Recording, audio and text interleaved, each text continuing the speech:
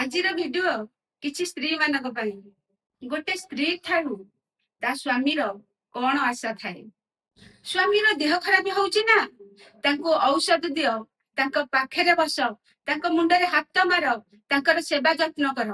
ସ୍ୱାମୀଙ୍କ ମନରେ ଯେବେ ଦୁଃଖ ଥିବ ନା, ତାଙ୍କ ସାଙ୍ଗରେ ଝଗଡା ନ କରି କଣ ପାଇଁ ମନ ଦୁଃଖ, ଦୁଃଖର କାରଣ କଣ ଜାଣିକି ତାଙ୍କ ଦୁଃଖକୁ ଦୂର କର।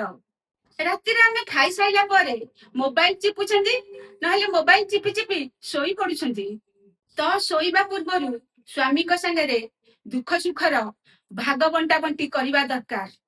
ଯଦି ତମ ସ୍ୱାମୀ ଯେକୌଣସି ଡ୍ରେସ ପିନ୍ଧନ୍ତୁ, ଯେମିତି ତମକୁ ଭଲ ଲାଗିବା ଦରକାର। ସ୍ୱାମୀ ଯଦି କାମରୁ ଆସିଲା ବେଳେ ଟିକେ ଲେଟ୍ ହେଇଗଲା, ଫେରିବା ବାଟକୁ ସେମିତି ଚାହିଁ ବସିଥିବ। ସ୍ୱାମୀର ପ୍ରତ୍ୟେକ କାର୍ଯ୍ୟରେ ସ୍ତ୍ରୀ ସାହାଯ୍ୟ ଓ ସହଯୋଗ କରିବା ଉଚିତ।